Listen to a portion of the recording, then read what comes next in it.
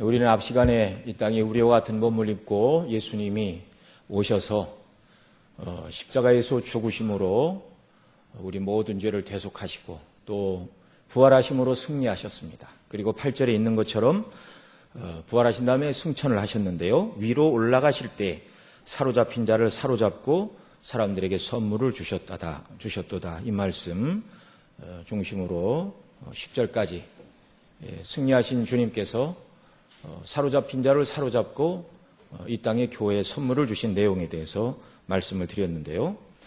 자, 우리 주님이 이 사로잡힌 자를 사로잡은 그 내용이 바로 저와 여러분이 이 땅에서 종노릇하던 사단과 죄와 죽음의 권세를 주님이 다 이기시고 하나님 보좌 우편에 승리한 왕으로 앉아 계시고 이 땅에 있는 당신의 백성들 또 머리 되신 주님의 당신의 몸된 교회를 위하여 이 땅에 우리 각 사람에게 그리스도의 선물의 분량대로 은혜를 주시고 선물을 주셨는데 그 선물의 내용이 이제 오늘 우리가 읽은 11절에 기록이 되고 있고요. 12절에서는 그런 선물을 이 땅에 주신 이유가 무엇인가가 기록이 되고 있습니다. 물론 13절 이하에도 쭉 연결이 되지만 오늘은 12절까지만 문맥을 통해서 살펴보도록 그렇게 하겠습니다. 자, 주님이 교회에 주신 선물들 11절에 있는 대로 우리 같이 한번 읽겠습니다. 시작. 그가 혹은 사도로 혹은 선지자로 혹은 복음 전하는 자로 혹은 목사와 교사로 주셨으니 여기 5가지 직임이 기록이 되고 있는데요. 사도, 선지자, 복음 전하는 자, 목사와 교사라는 직분입니다. 먼저 사도는 예수님이 세우신 특별한 일꾼입니다. 특별하다는 말은 반복되지 않는다는 말이죠.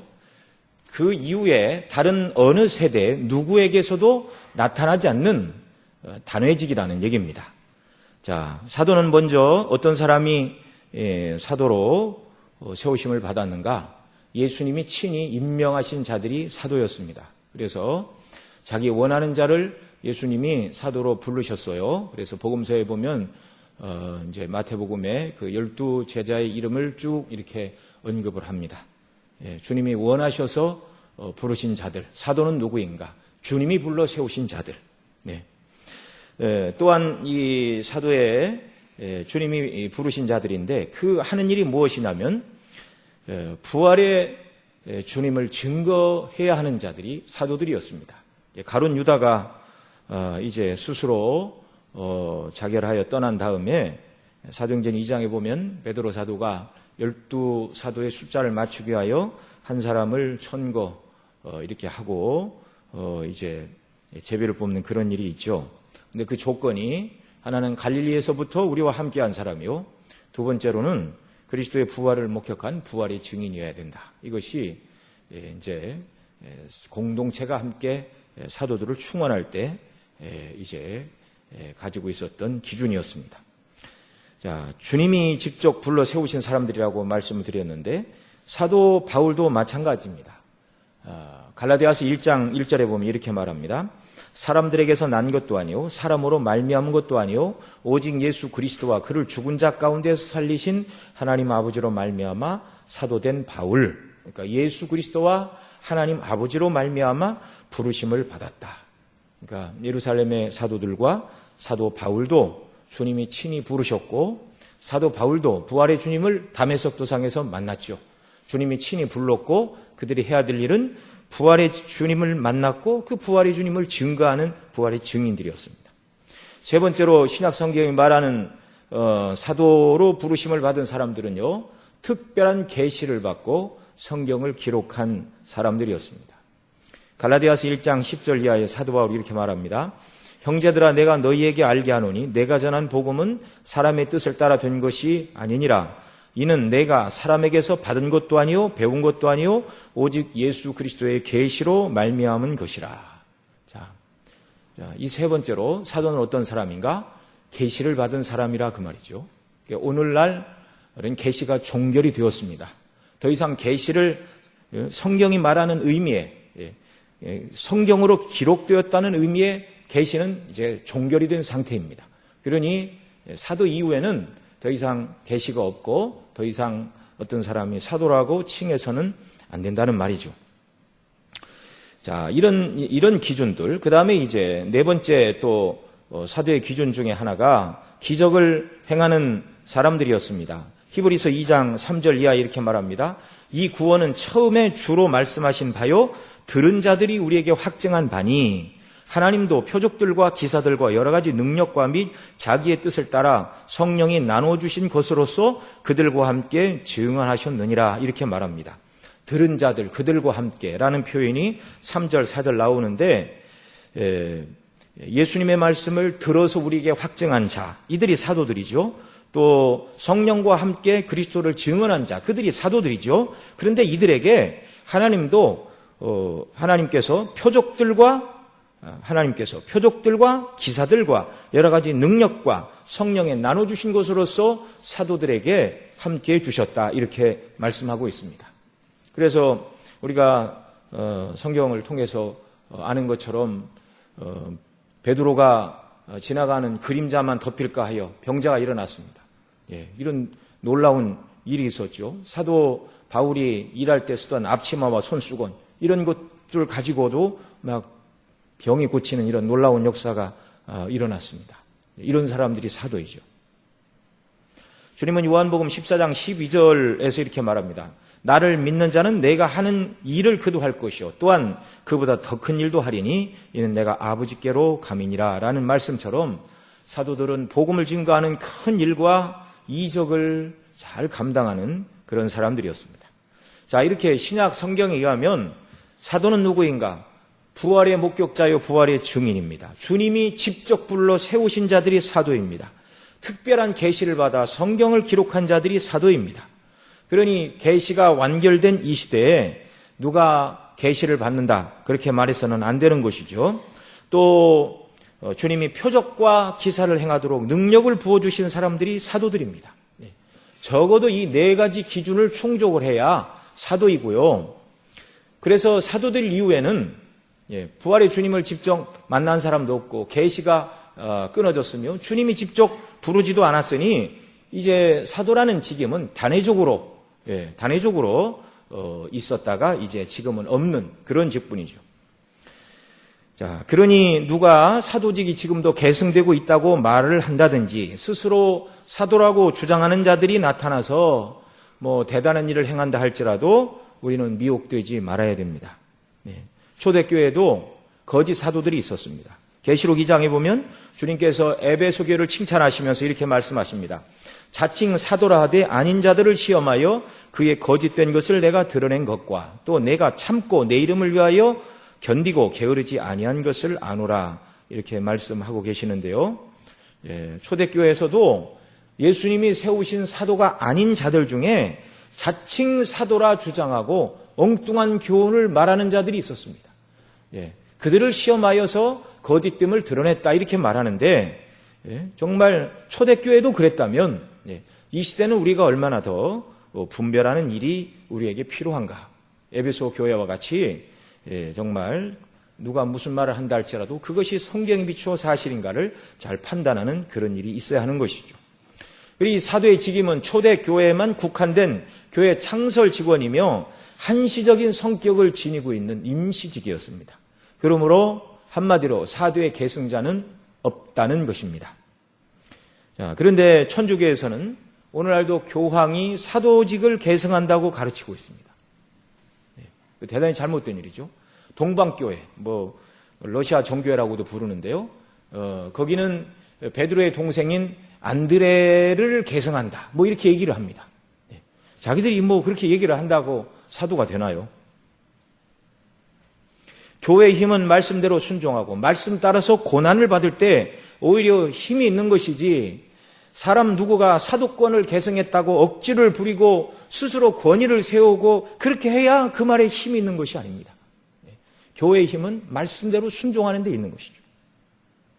천주교의 역사 말고도 개신교 안에서도 스스로 사도로 자처하는 사람들이 나타났습니다. 그래서 이 교회사 속에 자신이 사도라고 계승하는 사람들의 특징은 대부분이 은사주의자들이었습니다. 초대교회에 나타났던 방언을 비롯한 여러 가지 은사들이 막 나타나니까 사도시대의 특징이 은사였는데 자기들이 은사를 행하니 나도 사도가 아닌가, 그런 잘못된 생각을 한 것이죠. 그런 사람들 중에 은사를 강조하다가 은사를 주시는 성령께 너무 집중하여 그리스도의 영으로서의 성령, 예수님의 것을 가지고 가르치시는 성령님의 역사를 알지 못하고 성령의 단독 사역을 강조하다가 이단으로 정죄된 사람들도 있습니다. 오늘날도요, 신사도 운동이라는 것이 벌어지고 있습니다. 자칭 자신이 이 시대의 새로운 사도다. 누가 그 사람을 사도로 취임시켜줬는지 모르겠어요.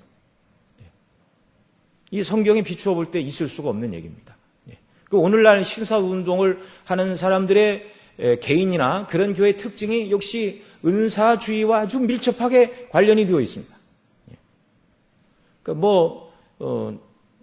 보편적으로 일어나지 않는 특별한 일들이 있는 것만은 사실이죠.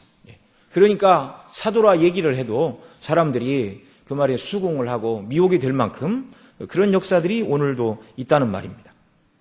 그래서 그들은 오늘 우리가 살펴보고 있는 이 에베소 4장 11절에 보면 5가지 직분이 나오죠. 사도, 선지자, 복음 전하는 자, 목사와 교사가 나오고 있는데 이 신사도 운동을 주장하는 사람들은 오늘날도 이 5가지 직임이 다 있다 이렇게 가르칩니다.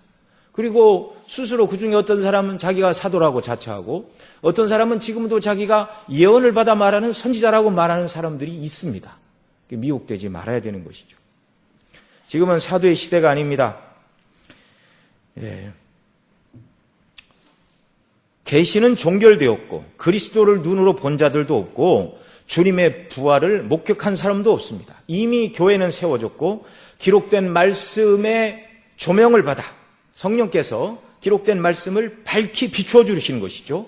그래서 사도들이 기록하고 전했던 복음을 우리가 보존하고 증거하고 그리고 성경이 말하는 것처럼 이 사도와 선지자들의 터, 곧 하나님의 말씀의 터 위에 교회를 세워가는 지금은 목사와 교사의 시대입니다.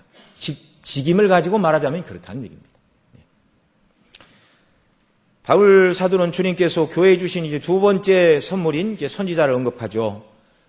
사도와 선지자 이렇게 말하는데 에베소 2장 20절에도 사도와 선지자를 말합니다. 금방 말씀드린 것처럼 사도와 선지자들의 터 위에 세우심을 입은 교회라고 말하는데 그러니까 사도만이 성경을 기록하고 하나님의 말씀을 증거한 것이 아니라 신약의 선지자들의 특징도 그리스도의 복음을 예언하는 사람이었습니다. 성경이 완결되지 않은 시대였기 때문에 성령의 감동으로 그리스도에 관해서 설교하는 자들이 초대교회 선지자들이었다 그 말이죠. 내일 모레 될 일을 예언하는 그런 의미의 선지자가 아니라 그리스도의 복음을 증거하고 가르치는 것이 신약의 선지자들이었습니다. 그러나 이제 신약 성경이 기록됨으로 더 이상 선지자들이 필요 없게 되었죠. 왜냐하면 기록된 말씀을 받아서 성령의 조명으로 이 말씀의 뜻을 바르게 해석하고 설교하는 일이 이제 이루어지기 시작한 다음부터 더 이상 선지자의 직임이 필요가 없게 된 것입니다.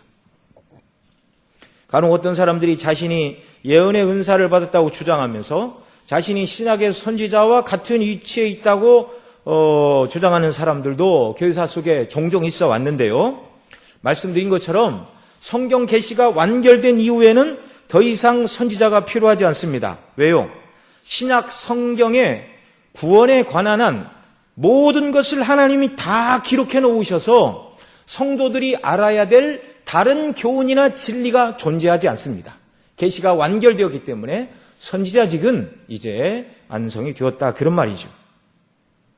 신구약 성경으로 말미암아 구원에 관한 한 성도의 신앙생활에 관한 한 정말 우리 주님이 말씀하신 것처럼 신실한 그리스도인으로 견고히 자라나는 데 필요한 모든 교훈이 조금도 부족함이 없이 완전하게 성경 안에 다 들어가 있습니다.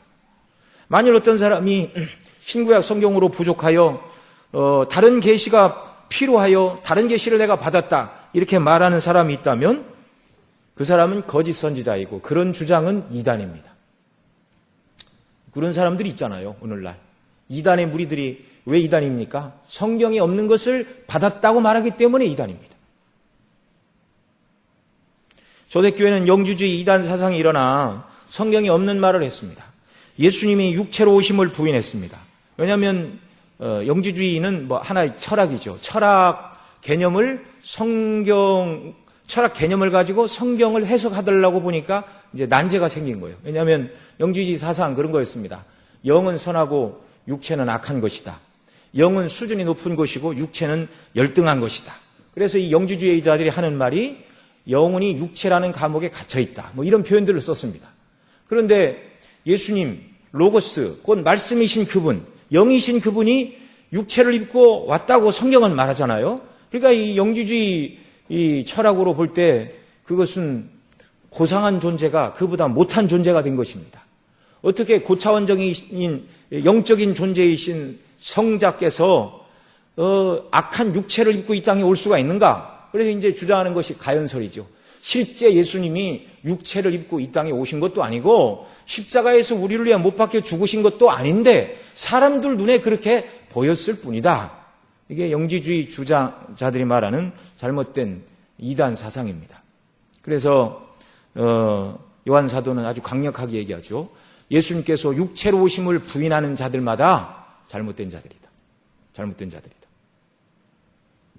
예수님이 십자가에서 죽으시지 않았다면 저와 여러분의 죄는 아무리 기도해도 사함을 받을 수가 없습니다.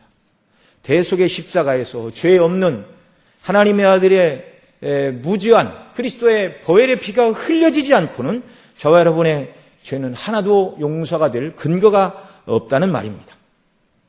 잘못된 이 세상의 철학을 가지고 성경을 억지로 꿰어 맞추다 보니 이단이 되었습니다.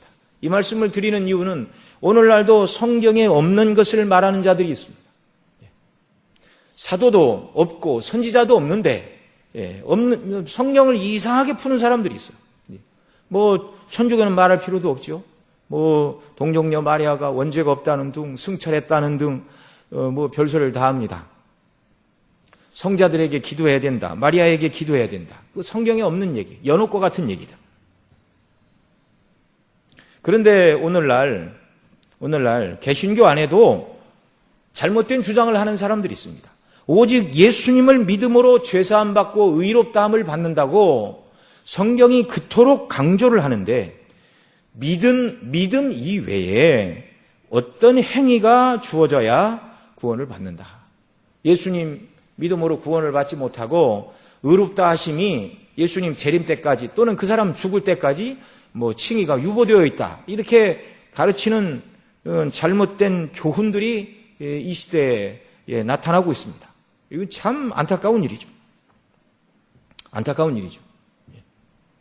이런 잘못된 교훈들은 사람을 망하게 하는 것입니다.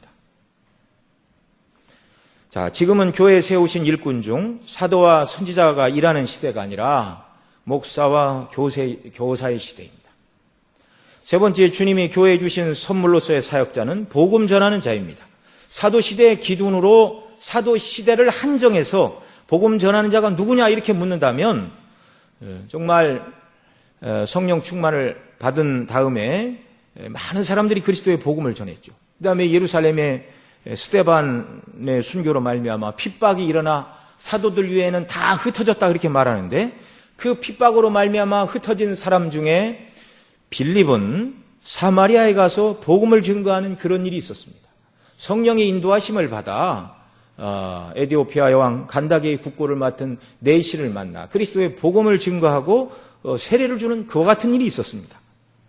이 사도 시대의 기준으로 말해서 복음 전하는 자가 누구냐 그러면 이 빌립과 같은 사람이죠. 사도와 함께 일하면서 또 사도의 손길이 미치지 않을 때 사도가 세운 교회에서 성도들에게 말씀을 가르쳤던 디모데와 디도, 에라스도, 아굴라와 브리스길라 이런 사람들도 복음 전하는 자들의 범주에 넣을 수가 있었을 것입니다. 물론 교회사 속에서도 복음 증거하는 일에 특별한 은사를 받은 사람들이 있죠. 오늘날 이 시대는 미국의 유명한 빌리 그레함 같은 사람, 이런 사람들이 복음 증거자라고 말할 수 있을 것입니다. 오늘 우리가 저와 여러분 모두는요, 신약이 말하는 직분자로서의 복음 전하는 자는 아닐지라도 베드로전서 3장 15절에 베드로 사도가 이렇게 말합니다. 너희 마음에 그리스도를 주로 삼아 거룩하게 하고 너희 속에 있는 소망에 관한 이유를 묻는 자에게는 대답할 것을 항상 예비하되 온유와 두려움으로 하고 선한 양심을 가지라. 이는 그리스도 안에 있는 너희의 선행을 욕하는 자들로 그 비방하는 일에 부끄러움을 당하게 하려 함이라. 이렇게 말씀하고 있는데요. 자, 우리가 사도시대에 복음 전하는 자처럼 그런 특별한 직임으로 세움을 받은 자는 아니라 할지라도 누가 저와 여러분에게 당신은 왜 예수님 믿고 교회에 나가고 교회를 그토록 다니는 이유가 무엇입니까? 무슨 소망을 가지고 무엇을 얻기 위하여 그토록 교회에 열심을 냅니까? 이렇게 묻는다면 우리 모두는 예수님을 믿는 이유와 구원의 소망에 대해서 분명하게 대답할 것을 예비하고 있어야 된다라고 베드로 사도가 가르치고 있는 것처럼 예수님 믿음으로 말미암아 죄 사함 받고 하나님의 자녀가 되었고 영원한 천국에 대한 소망을 내가 가지고 있고 이 죄악된 육체 가운데서 죄의 유혹을 벗고 완전하게 영원하게 되는 그날을 나는 소망하며 예수님 믿는다고 누구를 만나든지 명백하게 이야기하고 명백하게 이야기하는 대로 믿고 살아가는 역사가 우리에게 있기를 바랍니다.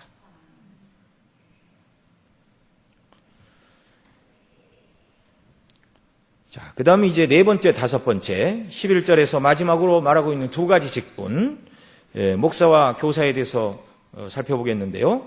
바울 사도는 목사와 교사라는 단어를 우리 성경에서는 목사와 교사로 주셨으니 이렇게 말하고 있는데 본래 이 신약 성경에서는 와라는 말이 없습니다. 목사, 교사, 목사 이꼬로 교사, 목사 곧 교사, 그런 의미의 말씀으로 이 목사와 교사를 묶어서 설명을 합니다.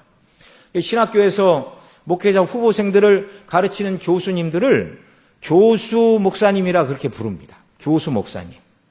신학교뿐만 아니라 교회에서 목회 사역을 감당함에 있어서 목사님의 직책 중에 목양이라는 부분이 포함되어 있지만 목사의 본질적인 사역은 가르치는 사역이 주를 이룬다는 것을 가르쳐주는 말입니다.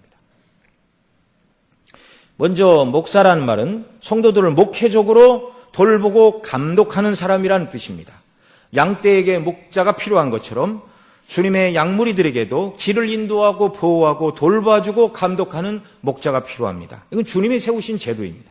부활하신 주님이 베드로를 만나서 세 번 물으셨죠. 요한의 아들 시몬아, 내가 나를 사랑하느냐? 내가 주를 사랑합니다. 내 양을 먹이라. 또 물으십니다. 요한의 아들 시몬아, 내가 나를 사랑하냐? 내가 주님을 내가 사랑합니다. 내 양떼를 치라. 세 번 또 물으셨습니다. 내가 나를 사랑하느냐? 고민이 되어 베드로가 내가 주를 사랑하는 줄 주께서 아시나이다. 그때도 우리 주님이 내 양을 먹이라고 명백히 말씀해 주셨습니다. 양떼는 돌아보고 감독하는 목자가 있어야 한다는 말이죠. 요한복음 10장에서 주님은 자신을 선한 목자라고 말씀해 주셨습니다. 양떼를 위하여 목숨을 버리는 선한 목자다. 히브리 13장 20절에서 예수님을 양의 큰 목자라고 설명하고요. 베드로 사도는 베드로전서 5장 4절에서 예수님을 목자장이라고 설명합니다.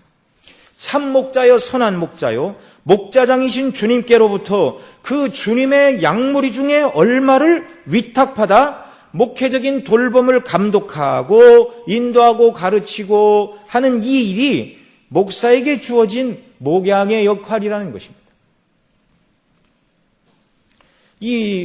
그러나 이 목회적인 이 돌봄은요, 목사님만 하는 것이 아니죠. 장로님들에게도 이 일이 주어졌고, 권사님들에게도 주어졌고, 구역장님들에게도 이 일이 주어졌고, 교사들에게도 영혼을 돌보고, 이렇게 지도하고, 위하여 기도하고, 잘못된 길로 가면, 그 길로 가면 안 된다고 말해줘야 되는 그런 감독의 역할을 하도록 하나님께서 교회 안에 이런 목회적인 돌봄을 하도록 다 허락해 주신 것입니다. 그러나 이 시대의 목사의 두 번째 기능은 교사의 직임을 잘 감당해야 한다는 것입니다. 교사라는 말 자체가 가르치는 자라는 것이죠. 예수님은 승천하시기에 앞서 교회를 향하여 지상 최고의 명령을 주셨습니다. 다 아시는 바대로 너희는 가서 모든 족속으로 제자를 삼아 아버지와 아들과 성령의 이름으로 세례를 주고 내가 너희에게 분부한 모든 것을 가르쳐 지키게 하라. 이렇게 말씀해 주셨습니다. 가르쳐 지키게 하라. 주님이 분부한 모든 것을 가르쳐야, 그래야 주님의 몸된 교회의 모든 양무리들이 그 분부하신 대로 지켜나가는 성도들이 되는 것이죠. 배우지 않고 누가 그것을 삶에 적용하고 실천할 수 있겠습니까? 이 시대는 사도가 증거한 복음, 선지자들이 성령의 감동으로 받아 말아 설교한 그리스도에 관한 예언의 말씀, 복음 증거자들이 증거한 그리스도를 믿음으로 구원 얻는 이 영광스러운 교훈, 이 모든 것들은 다 이제 성경이 기록이 되었죠. 목사 곧 교사가 성경을 연구하고 살펴서 성령의 조명을 통하여 주시는 은혜를 성도들에게 잘 가르치고 증거하고 이 말씀에서 떠나지 않도록, 목양도 하나님의 말씀 안에서의 목양입니다.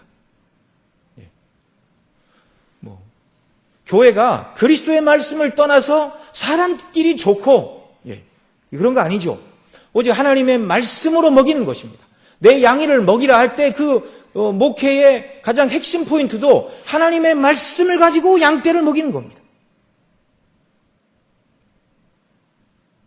그래서 목사 곧 교사의 직임을 맡은 목회자들을 위해서 성령 충만하고 하나님의 말씀을 읽을 때마다 그 말씀을 깨달아 하는 조명하시는 놀라운 은혜를 위해서 성도들이 함께 기도하고 섬겨야 하는 것입니다.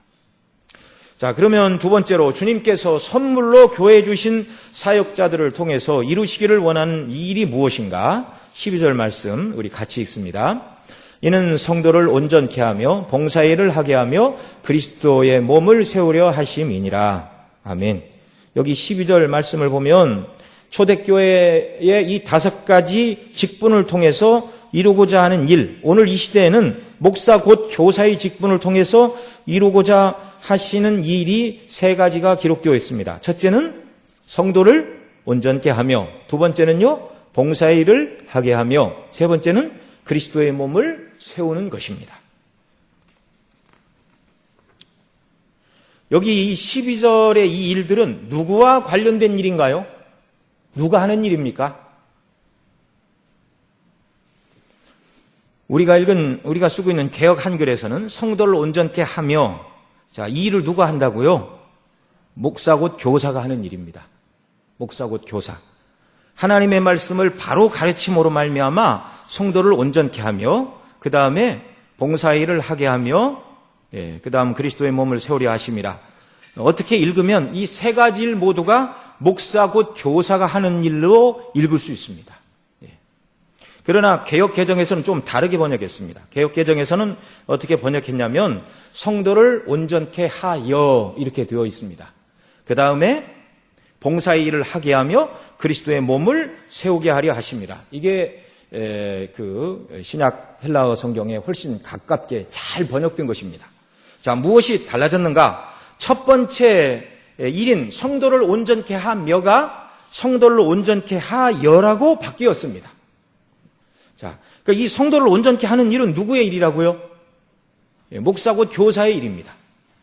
3가지 일 모두는 목사 곧 교사가 다 하고 성도들은 구경꾼이나 아니면 적극적인 지지자의 정도에 머무르는 것이 아니라 목회자의 사명은 하나님의 말씀을 바로 가르쳐 성도들을 온전케 하는 일을 해야 하는 거고요. 그래서 이 온전케 한다는 말을 영어 성경에서는 준비시킨다라는 뜻의 프리페어, 또 어떤 일을 하도록 채비를 시킨다는 뜻의 equipping이라는 단어로 번역을 했습니다. 그래서 NIV에서는 프리페어로 번역했고 킹제임스 버전에서는 equipping이라는 단어를 써서 준비시키다, 어떤 일을 하도록 채비를 갖추게 한다, 그런 말입니다. 목사 곧 교사는 성도를 준비시키고 채비를 갖추도록 돕는 일인데 무엇을 위해서 그런 준비와 채비를 시키는가? 성도를 온전케 하며, 두 번째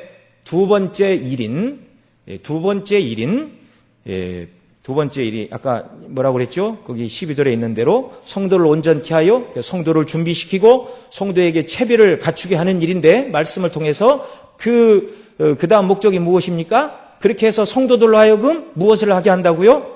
봉사의 일을 하게 하며.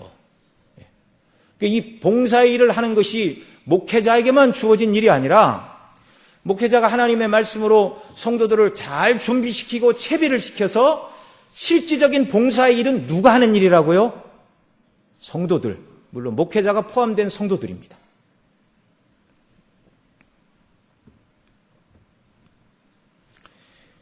자, 그러면 이제 목회자들이 해야 될 성도들을 온전케 하며라는 말의 의미가 무엇인가가 더 명확해지는 것이죠. 하나님의 말씀을 가지고 구원받은 성도가 자신이 어떤 특권을 입었고 어떤 은혜를 입었고 무슨 일로 하나님이 그리스도의 피로 우리를 값주고 사시고 구원해 내셨는가를 가르치고 증거해서 그 일을 온전히 감당하도록 성도들을 준비시키고 채비를 갖추도록 하는 일이 주님께서 교회에 세우신 목사 곧 교사가 해야 될 일이라는 것이죠. 그렇게 해야 세 번째 교회 이제 이런 모든 직분을 주신 첫 번째 목적이 이제 목사와 교사를 통해서 성도들을 준비시키고 성도들이 준비가 되어서 봉사일을 하게 하는 것이고, 그 다음에 이제 봉사일이 궁극적인 목적이 아니라 성도들이 서로 섬김과 봉사일에 참여함으로 말미암아 이루어야 될 마지막 목적이 12절 하반절에 기록되고 있습니다. 그것이 무엇이죠? 그리스도의 몸을 세우는 일입니다. 이것이 최종 목적입니다.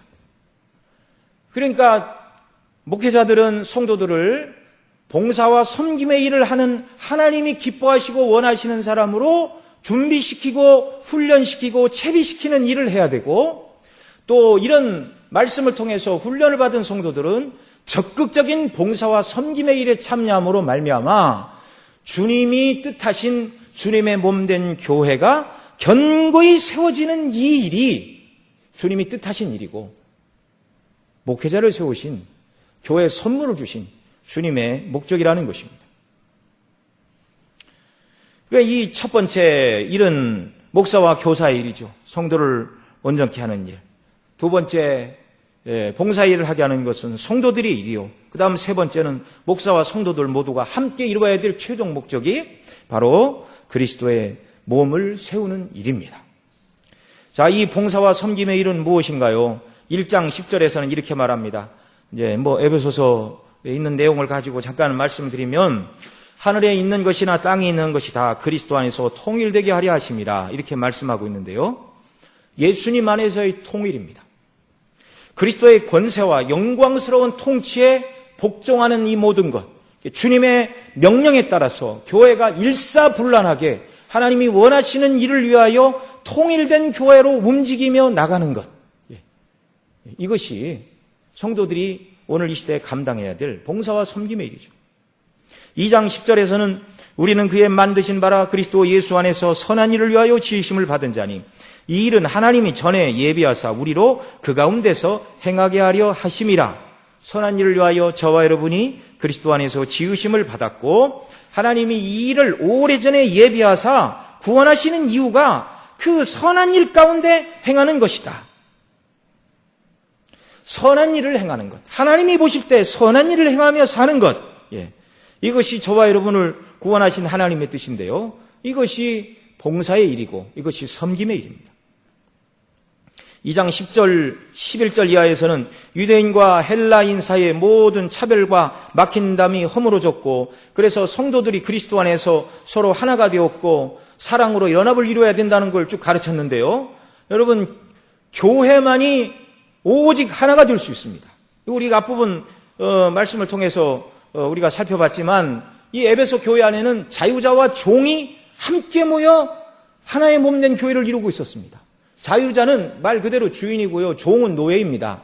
내 집에 있는 주인과 종은 아니라 할지라도, 다른 집에 있는 주인이고 다른 집에 있는 종이라 할지라도 신분과 처지가 다르죠. 그런데 사도들은 이들을 향하여 말하죠. 주님이 허리에 수건을 두르시고 대야에 물을 떠다가 앉으사 제자들의 발을 씻긴 것처럼 너희들도 그렇게 서로 사랑하고 섬기는 것이 마땅하다. 여러분, 주님의 교회가 아니냐면 어떻게 자주자가 종의 발을 씻길 수가 있습니까? 그건 세상에서는 불가능한 일입니다. 불가능한 일. 있을 수도 없는 일이고요. 그리스도 안에서 저와 여러분을 구원하시고 목적하시고 품으신 하나님의 뜻, 그리스도의 뜻은 정말 영광스럽습니다. 우리를 사랑하신 하나님의 사랑을 닮아 우리가 서로 사랑하고, 우리를 섬기신 우리 주님을 닮아 저와 여러분이 서로 섬김으로 말미암아 그리스도의 몸된 교회가 온전히 세워져서 세상에 믿지 않는 자들도 교회를 보니, 교회 안에 있는 성도들의 모습을 보니 저들이 섬기는 하나님이 누구인가, 참 한번 내가 저들이 믿는 하나님이 누군가 알고 싶다.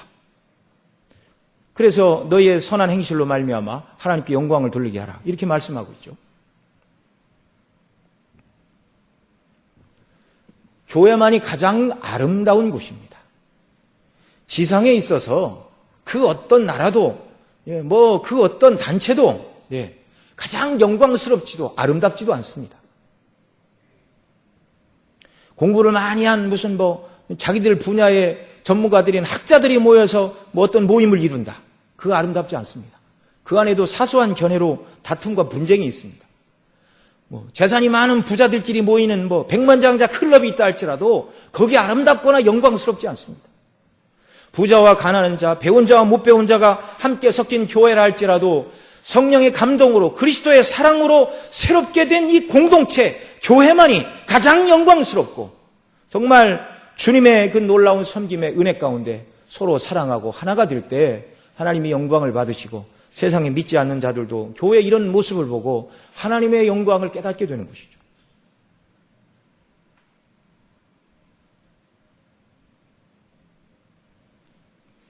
저와 여러분 모두에게 이 그리스도의 몸된 교회를 세우는 데 필요한, 섬김에 필요한 봉사의 일을 하도록 주님께서 저와 여러분 모두에게 은사를 주셨음을 기억해야 할 것입니다. 이건요, 몇 사람에만 주신 것이 아닙니다. 사도 바울이 고린도전서 12장에 보면 영적인 은사를 설명하면서 이렇게 말합니다. 7절에 각 사람에게 성령의 나타남을 주심은, 그러니까 이 성령의 은사가 누구에게 주어졌다고요? 각 사람에게. 그걸 11절에서 또 이렇게 말합니다. 이 모든 일은 같은 한 성령이 행하사 그 뜻대로 각 사람에게 나눠주시니라. 교회를 구성하고 있는 각 사람, 각각의 모든 사람에게 성령께서 은사를 주셨다. 오늘 우리가 읽은 본문 7절을 보면 여기 똑같은 표현이 있습니다. 7절 우리 같이 읽습니다. 시작. 우리 각 사람에게 그리스도의 선물의 분량대로 은혜를 주셨나니, 이렇게 말합니다. 우리 각 사람에게 그리스도께서 각각에 맞는 선물의 분량대로 저와 여러분에게 은혜를 주셨습니다. 그래서 초대교회는 어떤 사람에게는 사도, 선지자, 복음 전하는 자, 목사와 교사, 이것만 있다는 것이 아니라 특별히 말씀을 가르치는 직분과 관련해서 몇 개만 설명하고 있습니다. 성경에 은사와 직분을 말하는 곳이 여러 군데 있죠. 고린도전서 12장에도 있고, 오늘 읽은 여기에도 나오고, 이제 몇 군데 이런 은사들이 나오는데, 은사는 여러 가지입니다. 여러 가지. 직임도 여러 가지입니다. 각 사람 모두에게 그리스도께서는 선물의 분량대로 은사를 주셨음을 믿으시기 바랍니다. 이 말은 무슨 얘기냐면, 한 사람도 주님의 몸된 교회를 견고히 세우기 위하여 성도 한 사람 한 사람 모두가 봉사의 일을 해야 하는데, 이 봉사의 일에 한 사람도 예외가 없다. 한 사람도 봉사의 일에 참여하지 않아도 되는 사람은 없다라는 말입니다. 주님의 말씀입니다. 그러니 나는 연약하고 아는 것도 없고 힘도 없고 나이도 많고 바쁘고 시간도 없어서 또 사람들과 체질적으로 어울리는 것을 좋아하지 않아서 교회에서 다른 사람을 위한 봉사와 섬김의 일을 할 수 없다, 이렇게 말해서는 안 된다는 말입니다. 물론 우리가 이렇게 전도를 할 때도 마찬가지죠. 어떤 분은 사람들 만나서 예수님 믿으세요, 차라도 한 잔 갖다 주고, 이런 걸 좋아하시는 분이 있고, 사람 앞에 나서는 것을 무척 두려워하는 분들도 있습니다. 그런 분들은 애초부터 주방에 가서 국수를 삶습니다. 아무 상관없어요. 하나님의 교회에서는 하나님이 내게 주신 은사가 무엇인가를 생각하면 얼마든지 주님의 몸된 교회를 섬길 수 있는 줄 믿으시기 바랍니다. 나는 몸도 아파서 몸으로 봉사도 못해. 나는 늘 앉아있고 누워있어야만 돼. 그래도 할 일이 있습니다. 주님의 몸된 교회 지체들을 위하여 기도하는 일로 섬기면 되는 것입니다.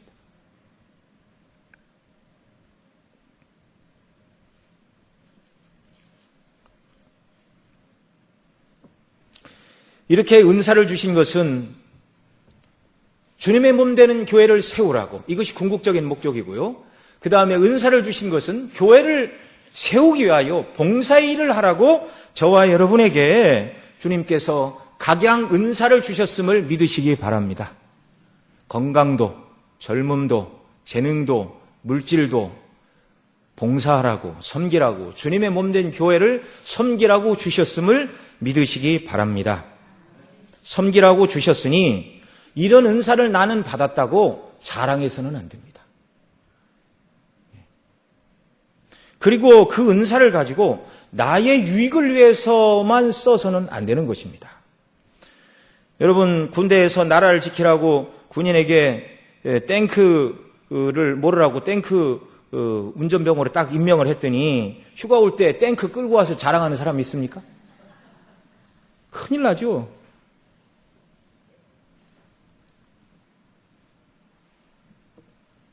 우리는 연약해서요, 주님께서, 성령께서 우리에게 특별한 이러저런 은사를 주면 너무 자랑하기가 바쁩니다. 받은 은사를 가지고 자랑하고 파당을 나누고 이러다가 사도에게 책망을 받은 고린도 교회가 있습니다. 사람이 연약해서 그렇죠.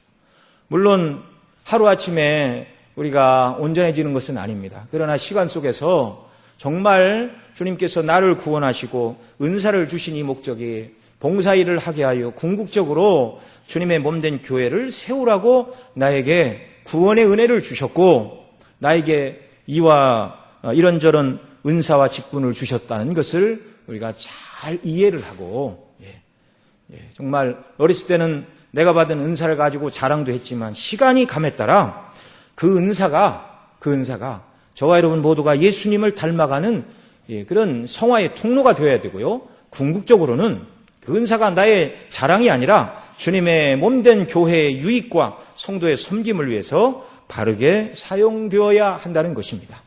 이런 일들을 위해서 기도하고 우리에게 주시는 은사를 따라 잘 섬기는 이런 역사가 우리에게 있기를 바랍니다.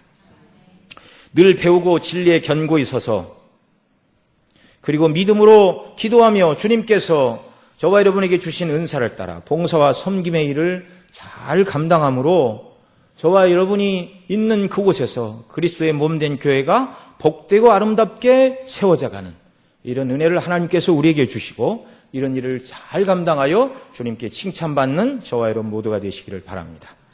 기도하시겠습니다. 사랑하시는 아버지 하나님, 교회의 귀한 직분과 직임을 선물로 허락하여 주시어서 정말 설교자들을 통하여 성도들을 온전케 하여 그 성도들이 봉사일을 온전히 잘 감당함으로 주님의 몸된 교회를 세우게 하시는 것이 교회의 직분과 은사와 은혜를 주신 주님의 목적임을 저희들이 살펴보았습니다. 우리가 주님의 몸된 교회를 온전히 세우기 위하여 봉사의 일에, 섬김의 일에, 기도함으로 성령의 인도하심을 받아 모든 일들을 잘 감당하는 저희들 되게 하여 주옵소서. 우리 구주 예수님의 이름으로 기도